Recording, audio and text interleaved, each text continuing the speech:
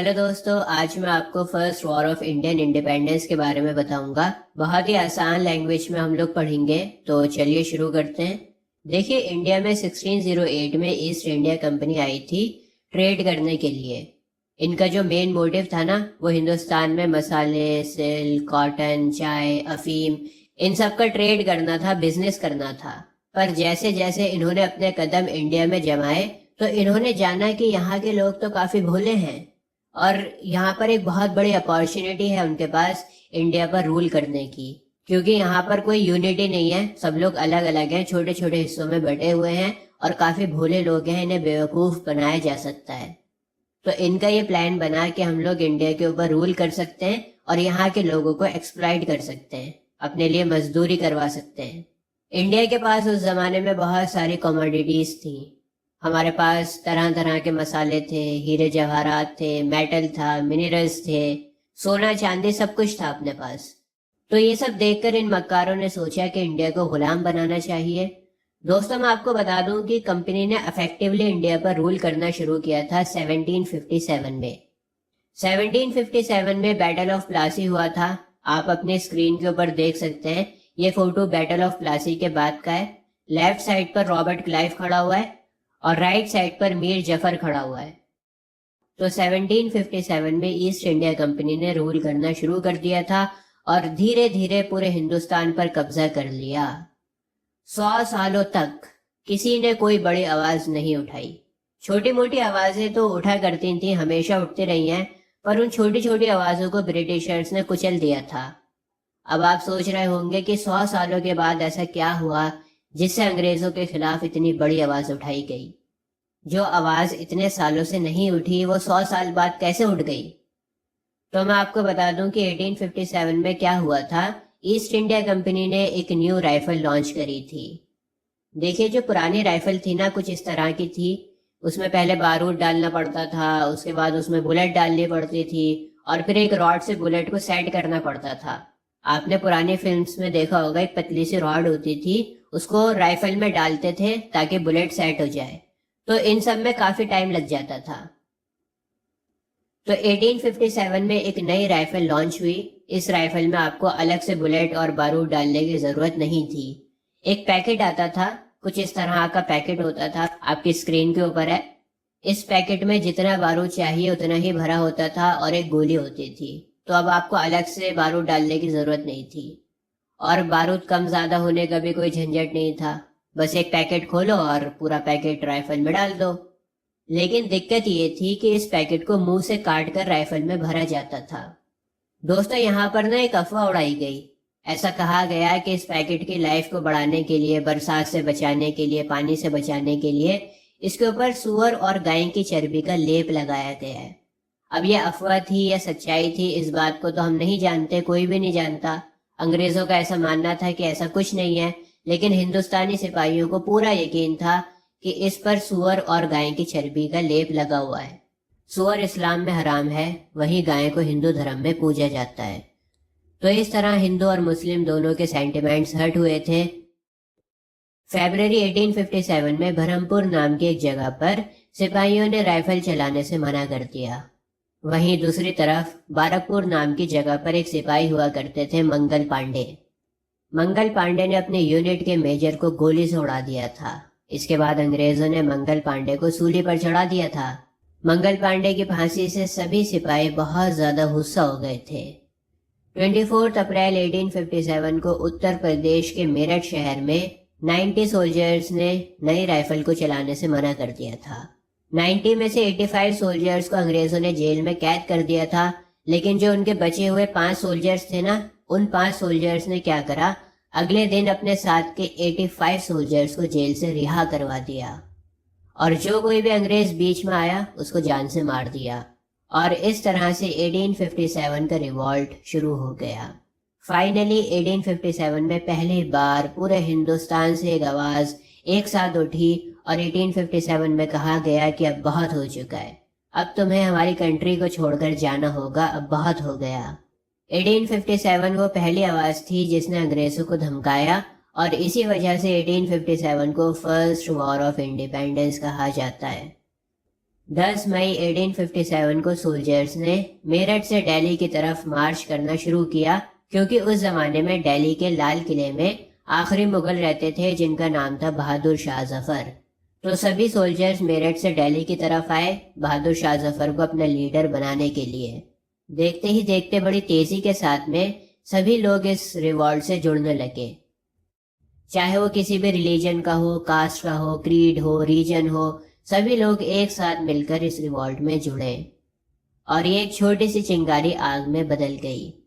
अच्छा, अब आप सोच रहे होंगे कि सर एक बात बताइए, न्यू राइफल का प्रोटेस्ट तो बाकी जगहों पर भी हुआ था, तो हम 1857 की शुरुआत मेरठ को ही क्यों मानते हैं, जबकि सबसे पहली बगावत तो बरहमपुर में हुई थी। देखिए, बाकी सब जगहों पर अंग्रेजों ने प्रोटेस्ट को दबा दिया था, सिर्फ एक मेरठ ही ऐसी जगह थी जहां पर अंग्रेज हिंदुस्तानियों को नहीं दबा पाए। बाकी सब जगहों पर अंग्रेजों ने हिंदुस्तानियों की आवाज को कुचल दिया था। सिर्फ मेरठ के सोल्जर्स मार्च करते हुए दिल्ली में आ गए और फिर जब वो दिल्ली में आए तो पूरे हिंदुस्तान में रिवॉल्ट शुरू हो गया। तो इसी वजह से 1857 की शुरुआत मेरठ से मानी जाती है। दोस्तों, अब मैं आपको 1857 के इकोनॉमिक कॉजेस के बारे में बताऊंगा। देखिए, वॉर लड़ने के लिए पैसा चाहिए होता है और सरकार के पास पैसा आता है टैक्स से। तो ब्रिटिश ईस्ट इंडिया कंपनी ने क्या करा, किसानों पर बहुत भारी टैक्स लगाना शुरू कर दिया। बेचारा किसान टैक्स को नहीं चुका पाता था और इसी वजह से वो मनी लैंडर के पास में जाता है पैसा मांगने के लिए। मनी लैंडर से ब्याज पर पैसा उठाकर सरकार को टैक्स भरने लगता है, लेकिन इस तरह से किसान और भी ज्यादा फंसता चला गया, क्योंकि उधार लिए गए पैसे के ऊपर ब्याज लगने लगा था। मनी लैंडर को ब्याज भी देना था, पैसा भी चुकाना था, तो इस तरह से वो और ज्यादा फंसता चला गया। अब क्योंकि किसान मनी लैंडर को पैसा नहीं दे पा रहा था, तो मनी लैंडर ने इनकी जमीनों पर कब्जा करना शुरू कर दिया। तो इस तरह से किसान की बहुत बुरी हालत हो गई। अब बात करते हैं आर्टिसंस की। देखिए, राजा जो थे ना, अगर उनको कोई कला पसंद आती थी तो आर्टिसन को पैसा दिया करते थे। इसके अलावा आर्टिसन अपना सामान मार्केट में भी बेचा करते थे। लेकिन राजा महाराजा धीरे धीरे खत्म हो रहे थे, क्योंकि ब्रिटिशर्स ने इनकी जमीनों पर कब्जा करना शुरू कर दिया था। राजा महाराजाओं की हालत भी खराब हो रही थी, तो राजाओं से आने वाला रेवेन्यू खत्म हो गया आर्टिसंस का। और दूसरी तरफ मार्केट में क्या हो रहा था, British east India company Indian markets में ब्रिटिश गुड्स को कम दाम में बेच रही थी। जिस तरह से आज के जमाने में आप इंडिया की मार्केट में जाओगे, आपको चाइना का सामान मिलेगा, क्योंकि चाइना का सस्ता होता है सामान, चाइना सस्ते में बेच रहा है चीजों को। उसी तरह से ब्रिटिशर्स ने अपना सामान सस्ते दामों में सप्लाई करना शुरू कर दिया, जिसकी वजह से हैंडीक्राफ्ट लोग मारे गए। दोस्तों, अब मैं आपको ट्रेडर्स की हालत बताता हूँ। ट्रेडर्स जब अपना सामान बेचते थे तो इनको हाई टैरिफ्स पर सामान बेचना पड़ता था, जबकि ब्रिटिश गुड्स जो थे वो लो टैरिफ पर बेचे जाते थे, जिसकी वजह से ब्रिटिश गुड्स सस्ता हो गया और इंडियन मार्केट पर छा गया। जब उसके बाद टैक्स कम लगा ना ब्रिटिश गुड्स के ऊपर, तो वो सस्ता हो गया और हिंदुस्तानी को ज्यादा टैक्स भरना पड़ता था, तो हिंदुस्तान का जो सामान था वो महंगा हो गया। और भारत का व्यापारी तो अपना सामान बाहर भी नहीं बेच पा रहा था, क्योंकि एक्सपोर्ट ड्यूटी भी बहुत ज्यादा थी। तो इस तरह से ट्रेडर्स की भी हालत बड़ी खराब हो गई। दोस्तों, गांव में जमींदार भी हुआ करते थे, पर जमींदारों पर भी जब ब्रिटिश सरकार ने बहुत भारी टैक्स लगाया तो ये लोग भी टैक्स नहीं पे कर पाए और फिर सरकार ने इनकी जमीनों पर भी कब्जा कर लिया। तो आपने देखा किस तरह से किसान, व्यापारी, आर्टिसन, जमींदार सभी लोग सरकार से बड़ा परेशान थे और 1857 के रिवॉल्ट में इन सब ने मिलकर पार्टिसिपेट किया ताकि ब्रिटिश सरकार को मजा चखा सकें। दोस्तों, अब मैं आपको 1857 के पॉलिटिकल कॉजेस के बारे में बताऊंगा। देखिए, सबसे बड़ा पॉलिटिकल कॉज था डॉक्ट्रिन ऑफ लैप्स। उस जमाने में एक ब्रिटिश जनरल हुआ करते थे लॉर्ड डलहौजी, और लॉर्ड डलहौजी ने ही इस पॉलिसी को बनाया था। इस पॉलिसी में क्या था, देखिए, हिंदुस्तान में अलग अलग स्टेट्स थे, प्रिंसली स्टेट्स हुआ करते थे और हर स्टेट का अलग राजा होता था। हिंदुस्तान 3 तरह की स्टेट्स में बटा हुआ था। पहला था फ्री स्टेट्स। ये वो स्टेट्स थीं जिन पर ब्रिटिश सरकार का कोई भी कंट्रोल नहीं था। दूसरी थी प्रोटेक्टोरेट स्टेट्स। ये वो स्टेट्स थीं जो ब्रिटिश सरकार के अंडर आती थीं। ब्रिटिश सरकार ने अपनी आर्मी को भेजा था यहाँ पर और ब्रिटिश सरकार की आर्मी इन स्टेट्स की प्रोटेक्शन कर रही थी। और तीसरी है डिपेंडेंट स्टेट्स। ये वो स्टेट्स थीं जो ब्रिटिश सरकार से वॉर में हार गई थीं। अब देखिए, पहले ज़माने में क्या होता था, अगर राजाओं का बेटा पैदा नहीं होता था तो वो एक लड़के को गोद ले लिया करते थे और गोद लिए हुए लड़के को वंश बना दिया करते थे। पर डॉक्ट्रिन ऑफ लैप्स में क्या कहा गया? इसमें कहा गया कि अगर आपकी स्टेट प्रोटेक्टोरेट या डिपेंडेंट है और आपको कोई बेटा नहीं है तो फिर आपका गोद लिए हुए बेटे को वंश नहीं बनाया जाएगा। अगर आपका बेटा नहीं है तो फिर सरकार आपके मरने के बाद आपकी स्टेट के ऊपर कब्जा कर लेगी। जैसे मान लो मैं उत्तर प्रदेश का राजा हूँ और मेरा कोई बेटा नहीं है तो सरकार मेरे मरने के बाद मेरे स्टेट पर कब्जा कर लेगी। खूब लड़ी मर्दानी वो तो झांसी वाली रानी थी। झांसी की रानी के साथ भी ऐसे ही हुआ था। झांसी की रानी का कोई बेटा नहीं था, तो जब उनके हस्बैंड की डेथ हुई और उनके स्टेट पर कब्जा करने की कोशिश की गई तो झांसी की रानी ने कहा कि हम अपनी स्टेट नहीं देंगे, हम अपनी जमीन के लिए लड़ेंगे। एक्चुअली एक लड़का पैदा हुआ तो था रानी लक्ष्मीबाई का, पर उसके 4 महीने के बाद डेथ हो गई थी। उसके बाद लक्ष्मीबाई ने एक बच्चा अडॉप्ट किया था। उनका बच्चा नहीं था, बच्चे को अडॉप्ट किया था और अडॉप्टेड सन को वंश मानने से सरकार ने मना कर दिया था। अच्छा, एक बात और बताना चाहता हूँ आपको। 1857 के रिवॉल्ट के बाद ब्रिटिश सरकार ने डॉक्ट्रिन ऑफ लैप्स को खत्म कर दिया था। दूसरी पॉलिसी जो आपको जाननी बहुत जरूरी है उसका नाम है सब्सिडरी अलायंस। सब्सिडरी अलायंस में ब्रिटिशर्स ने इंडिया के महाराजाओं से ये कहा कि आपकी सेफ्टी की जिम्मेदारी हमारी है, हम आपको आर्मी देंगे, वेपन्स देंगे, सब कुछ देंगे और आपकी स्टेट की पूरी रखवाली करेंगे, लेकिन बदले में आपको हमें पैसा देना होगा। अंग्रेजों ने राजाओं को बेवकूफ बनाया। अंग्रेजों ने राजाओं से कहा कि भाई साहब, आप अपने आसपास देखिए, जो आपके आसपास की स्टेट हैं वो आपके ऊपर किसी भी टाइम हमला कर सकती हैं, आपको अपने पड़ोसियों से बहुत ज्यादा खतरा है, तो हम आपको प्रोटेक्ट करेंगे, हमारी आर्मी आपको प्रोटेक्ट करेगी, बदले में आप हमें पैसा दो। दोस्तों, इस तरह की पॉलिसी से फायदा ये हुआ कि ब्रिटिश आर्मी भी फैल गई, एक तो पूरे हिंदुस्तान में फैल गए ये लोग, और अंग्रेजों का खर्चा भी बचा। एक तीर से 2 निशाने लगे, एक तो आर्मी फैल गई अंग्रेजों की और ऊपर से उनका कोई खर्चा भी नहीं हुआ। उल्टा बेवकूफ महाराजाओं ने अंग्रेजों को पैसा दिया आर्मी को फैलाने का। कुछ स्टेट्स ऐसी भी थीं जहां पर पॉलिसी पर साइन करने से मना किया गया, लेकिन जहां बातों से काम नहीं बनता वहां लाते घूसे काम आते हैं। जो स्टेट्स नहीं मान रही थीं वहां पर अंग्रेजों ने फोर्सफुली पॉलिसी पर साइन करवाया। जैसे मैसूर में टीपू सुल्तान ने पॉलिसी पर साइन करने से मना कर दिया था, तो अंग्रेजों ने टीपू सुल्तान को ही रास्ते से हटा दिया। तो इस तरह से सब्सिडरी अलायंस पॉलिसी के थ्रू अंग्रेज राजाओं के मैटर्स में भी इंटरफेयर करने लगे और अब राजाओं को कोई भी कदम उठाने से पहले अंग्रेजों से पूछना पड़ता था। एक तरह से जो राजा थे ना, वो अंग्रेजों के अंडर आ गए थे। राजा तो बस एक कठपुतली बन गया था। तो इन दोनों पॉलिसीज से इंडियन रूलर्स बड़ा परेशान हो गए थे और उन्होंने सोचा कि 1857 का जो रिवॉल्ट है वो एक बहुत बड़ा मौका है अंग्रेजों को सबक सिखाने का, और इस तरह से इंडियन रूलर्स भी इस रिवॉल्ट से जुड़ गए। दोस्तों, अब हम बात करते हैं सोशियो रिलीजियस कॉजेस की। देखिए, अंग्रेज अपने आप को ना इंडियन से सुपीरियर मानते थे। इंडियंस को तो वो लोग जंगली समझते थे कि ये तो जानवर हैं, जंगली हैं। इसके अलावा इंडिया में मिशनरीज आ गए थे। मिशनरीज क्रिश्चियन रिलीजन को प्रमोट करने का काम कर रहे थे। ये जगह जगह घूमकर लोगों को क्रिश्चियनिटी के बारे में बता रहे थे और क्रिश्चियनिटी में कन्वर्ट करने का काम कर रहे थे।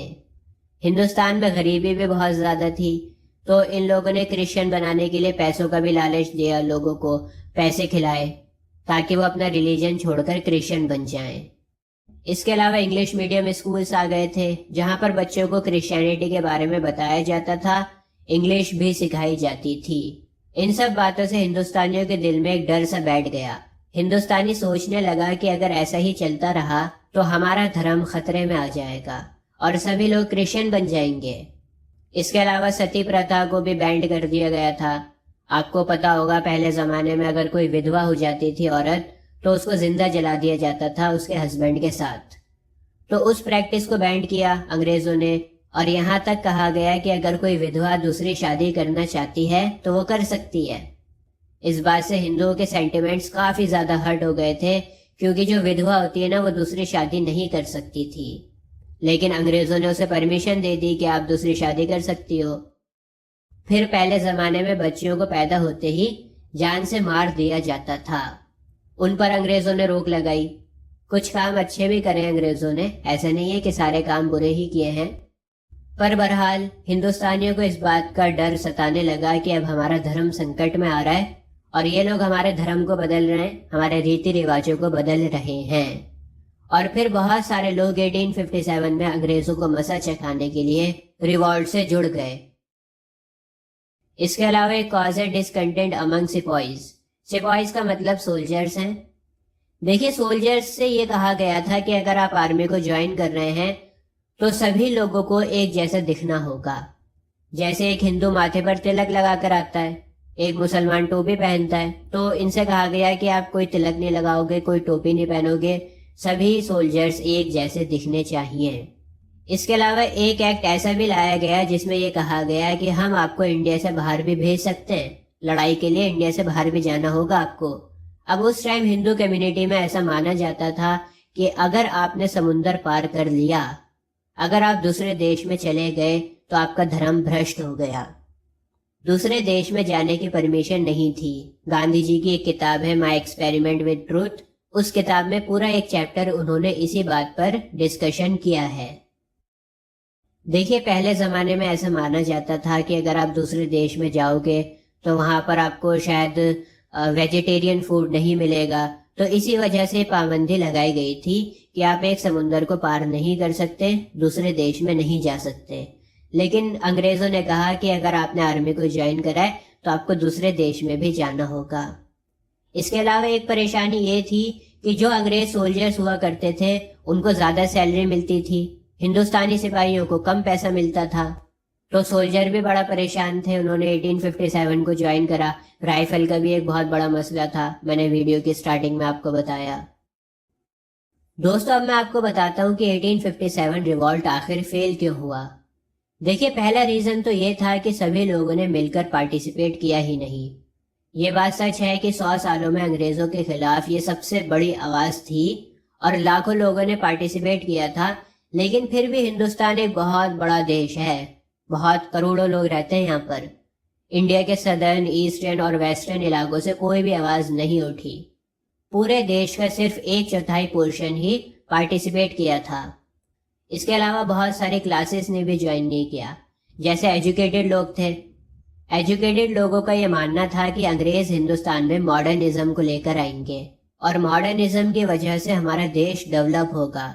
तो एजुकेटेड लोगों का यह मानना था कि अंग्रेज हमारे लिए सही हैं और हमारे देश को डेवलप करेंगे। इस वजह से एजुकेटेड लोगों ने पार्टिसिपेट नहीं किया। फिर बहुत से इंडियन रूलर्स भी थे जो अंग्रेजों के नौकर बन चुके थे और ये रूलर्स अंग्रेजों को ही सपोर्ट कर रहे थे। बड़े बड़े जमींदार, मनी लैंडर्स और मर्चेंट्स ने भी पार्टिसिपेट नहीं किया क्योंकि इनके धंधों पर ज्यादा अफेक्ट नहीं हुआ था। इनफैक्ट ये लोग चाहते थे कि अंग्रेज हिंदुस्तान में रहे ताकि इनका धंधा चलता रहे। यहाँ पर बात हो रही है बड़े बड़े जमींदारों की, छोटे जमींदार की नहीं, बड़े बड़े जमींदारों की बात हो रही है। इन लोगों का धंधा बढ़िया चल रहा था तो ये चाहते थे कि हिंदुस्तान में ही अंग्रेज रहे। तीसरा मेजर रीजन था पुअर आर्म्स एंड इक्विपमेंट। देखिए, हिंदुस्तानी सिपाहियों के पास पुराने जमाने के टूटे फूटे हथियार थे। 5 मिनट तो राइफल में बारूद डालने में और उसमें गोली डालने में और उसको लोड करने में लग जाते थे। लेकिन अंग्रेजों के पास मॉडर्न जमाने के हथियार थे। इसके अलावा उनके पास टेक्नोलॉजी भी थी। अगर हिंदुस्तानी को कोई बात एक जगह से दूसरी जगह पहुंचानी है तो एक इंसान ही पहुंचा सकता था। लेकिन अंग्रेजों के पास टेलीग्राफ था, इलेक्ट्रॉनिक टेलीग्राफ था, जिससे वो कम्युनिकेट कर सकते थे आपस में। नेक्स्ट रीजन था अनकोऑर्डिनेटेड एंड पुअरली ऑर्गेनाइज्ड। देखिए, रिवॉल्ट में कोई भी सेंट्रल लीडरशिप नहीं थी। कोई एक लीडर ऐसा नहीं था जो खड़े होकर भीड़ को डायरेक्शन दे सके। छोटे छोटे लीडर्स थे जो अपने अपने इलाके को संभाल रहे थे, लेकिन कोई एक बड़ा लीडर नहीं था जो पूरे देश को डायरेक्शन दे सके। इसके अलावा एक पॉइंट और आप साथ में जोड़ सकते हैं, नो यूनिफाइड आइडियोलॉजी। देखिए, 1857 के रिवॉल्ट को ज्वाइन करने के लिए सबका अलग अलग रीजन था। किसी का धंधा चौपट हो गया था, कोई किसान था, कोई जमींदार था, कोई ब्याज से परेशान था, तो किसी का कोई और मसला था। राजाओं की स्टेट्स उनसे छीन रही थीं, सोल्जर्स के अपने अलग मसले चलते हुए आ रहे थे, राइफल से परेशान थे। हर कोई अलग तरह से परेशान था सरकार से, जिसकी वजह से वो यूनिटी नहीं बन पाई।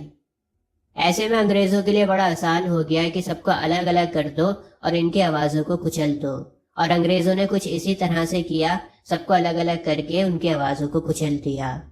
और इन सब रीजंस की वजह से रिवॉल्ट फेल हो गया। दोस्तों, हालांकि मैं हिस्ट्री को पढ़ाता नहीं हूँ, लेकिन मैंने कोशिश करी है कि मैं आपको आसान से आसान लैंग्वेज में समझा सकूं। अगर आपको ये वीडियो अच्छी लगी है तो मुझे लाइक और कमेंट में लिखकर बताओ कि आपको पसंद आई या नहीं आई। आज के लिए बस इतना ही। जय हिंद।